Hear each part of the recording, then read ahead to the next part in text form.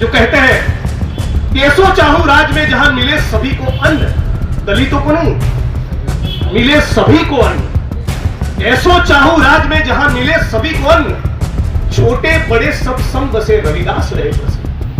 उसी शैली में कबीर ने कहा कि साईं इतना दीजिए जामे कुटुंब समाए, मैं भी भूखा ना रहूं साधु न भूखा है। लक्ष्मण यादव से बात हुई तो उन्होंने बताया कि दिल्ली यूनिवर्सिटी जब मंडल कमीशन वाला आंदोलन चल रहा था तब मंडल के खिलाफ, सामाजिक न्याय की लड़ाई के खिलाफ यहां पर कुछ मनुवादियों ने क्रांति चौक खड़ा किया। और आज मैं गुजरात से चलकर यह कहने के लिए आया हूं, उसको उल्टा करने के लिए, मनुस्मृति के खात्मे के लिए, सामाजिक न्याय को सुनिश्चित करने के लिए प्रोफेसर डॉक्टर रितु सिंह ने दोबारा क्रांति चौक यहां पर खड़ा किया, अंबेडकर चौक खड़ा किया है। 108 दिन साथी ने बताया था, बिल्कुल सही कहा कि डॉक्टर बाबा साहब अंबेडकर का कहना था कि किसी भी समाज की कितनी तरक्की हुई उसका मापदंड क्या है, उसका क्राइटेरिया क्या है। तो बहनों ने क्या तरक्की की, महिलाओं की क्या तरक्की हुई, उनकी क्या प्रगति हुई, उससे पता चलेगा। ये कहने वाले डॉक्टर बाबा साहब अंबेडकर आज हमारे बीच में जिंदा होते, आज डॉक्टर रितु के साथ खड़े होते। साथियों, जैसा कि मैंने पहले रतनलाल जी से लेके सभी साथियों ने, राहुल नागपाल जी ने, सभी ने बताया, ये केवल रितु का मामला नहीं है।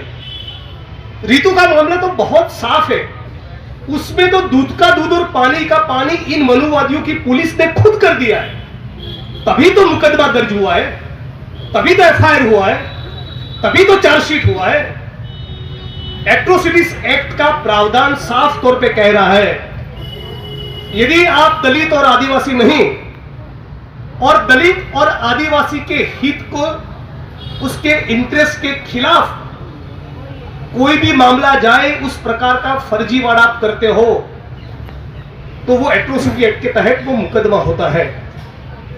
सुप्रीम कोर्ट के, हाई कोर्ट के जजमेंट से इतने 60-70 सालों के दौरान इस मुल्क की हाई कोर्ट और सुप्रीम कोर्ट ने जो जूरिस्प्रूडेंस डेवलप किया है, उसका ये इंसल्ट है कि इस मोहतरमा की गिरफ्तारी नहीं हो रही है। सुप्रीम कोर्ट ने तो यहां तक कहा, जस्टिस काजू और ज्ञानसुधा मिश्रा के जजमेंट में, कि यदि एट्रोसिटी एक्ट के तहत मुकदमा दर्ज हुआ है और यदि पुलिस गिरफ्तारी नहीं कर रही और उस मामले की शिकायत किसी executive magistrate, sub divisional magistrate, district magistrate, investigating officer और आईओ के सामने ये कंप्लेन किया जाए कि पुलिस गिरफ्तारी नहीं कर रही है, और उसके बावजूद यदि executive magistrate, sub divisional magistrate, SP और कलेक्टर गिरफ्तारी सुनिश्चित नहीं करवाते, तो जिसने एट्रोसिटी की है उसको तो क्रिमिनली चार्जशीट करना ही करना। इन अफसरों के खिलाफ भी डिपार्टमेंटल चार्जशीट होना चाहिए। लेकिन अब तो कानून कहां रहा है। मैंने ट्वीट किया और सीधा 2500 किलोमीटर आसाम की जेल में। आज प्रोफेसर रतनलाल जी के खिलाफ क्यों मुकदमे हो रहे हैं, क्यों ये आसाम की जेल में डाला, क्यों रितु को टारगेट किया गया? भाई, ये वही तो लोग हैं जो दलित समाज की, बहुजन समाज की एक नई पीढ़ी को तैयार करते हैं। अभी मैं 6 दिसंबर से मुंबई गया था। चैत्य भूमि की जगह पर मुझे पहुंचते पहुंचते 2.5 घंटा लगा, और वो भी अगर गाड़ी में पहले स्टिकर चिपकाया था विधायक गुजरात से, तब जाकर जा पाया। 3 दिन तक महाराष्ट्र के कोने कोने से लोग आते हैं, बहनें माताएं सर पर अनाज की बोरी रखकर आती है, और कितना 1.5 दिन, 2 दिन, 2.5 दिन सड़क पर लंबी कतार में खड़े रहते हैं डॉक्टर भीमराव बाबा साहब अंबेडकर के दर्शन के लिए। तो ये तो इमोशन है। लक्ष्मण यादव का काम ये है, रतनलाल जी का काम ये है, रितु सिंह का काम ये है कि उस इमोशन को विचारधारा में परिवर्तित करे। इस बात का इनको तकलीफ। ये गांवों में, तहसीलों में, भारत भूमि के एक कोने में डॉक्टर बाबा साहब अंबेडकर को लेकर एक जो कट्टर मोहब्बत है, दिलों में जो प्यार है, उस प्यार को इमोशन से ऊपर उठकर संसाधनों के बंटवारे की ओर ले जाना, सत्ता में भागीदारी की बात सिखाना, ये काम डॉक्टर रितु कर रही थी। उस बात की उनको चुभन थी। लक्ष्मण यादव जी को इसलिए निकाला, डॉक्टर रितु सिंह को इसलिए टारगेट किया, रतनलाल जी के लिए इतनी मुश्किलें इसलिए बढ़ती रहती, इतने मुकदमे इसलिए होते हैं कि यही तो वो लोग हैं जो नई पीढ़ी को तैयार करते हैं, जो 14 अप्रैल मनाते हैं, 6 दिसंबर मनाते हैं, संविधान दिन मनाते हैं, फूले की बात करते हैं, अंबेडकर की बात करते हैं, पेरियार की बात करते हैं, सड़क पे उतरते हैं, इंकलाब जिंदाबाद करते हैं। ये बताते हैं कि 13 पॉइंट रोस्टर के मुद्दे पे सड़क पर उतरना पड़ेगा। कि नई पीढ़ी को तैयार करना मनुवाद के खिलाफ, उस बात की तकलीफ है। ये लड़ाई मनुवाद के खिलाफ की है। और आज इस मुल्क में जो चल रहा है, बाबा साहब अंबेडकर के शब्दों में कहूं तो ये कुछ नहीं, काउंटर रेवोल्यूशन पार्ट 2, ये प्रतिक्रांति भाग 2 चल रहा है। 3-3.5 हजार साल पहले जाति व्यवस्था का निर्माण हुआ, ब्राह्मण, क्षत्रिय, वैश्य, शूद्र, इस व्यवस्था में हम लोग बिखर गए, पूरी भारत भूमि, और उसके खिलाफ एक व्यापक स्तर पर सबसे बड़ा इंकलाब किसी ने किया तो शख्सियत का नाम है गौतम बुद्ध।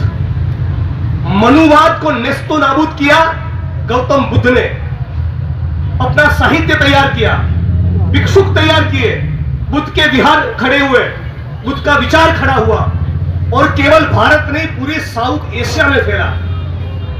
गुजरात के जूनागढ़ में से भी बुद्ध की मूर्तियां निकलती है, और उड़ीसा से भी निकलती है, इंडोनेशिया में भी मिलती है, ईरान में भी मिलती है।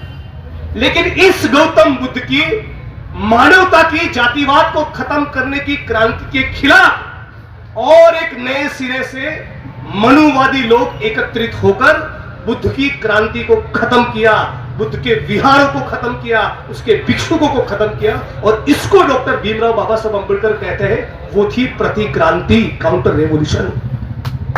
और उस काउंटर रेवोल्यूशन के सामने नए सिरे से एक भक्ति आंदोलन खड़ा हुआ।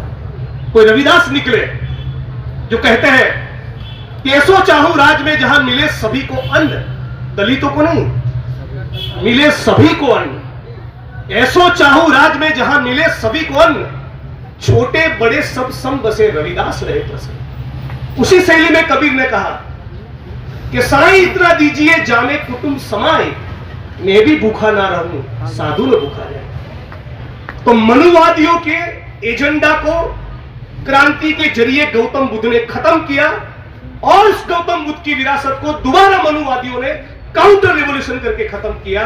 उस काउंटर रेवोल्यूशन के सामने खड़े हुए और एक बार रविदास, नानक, कबीर, ज्ञानदेव, नामदेव, तुकाराम, नरसिंह मेहता, सूफी संत और भक्ति आंदोलन के सारे लोग।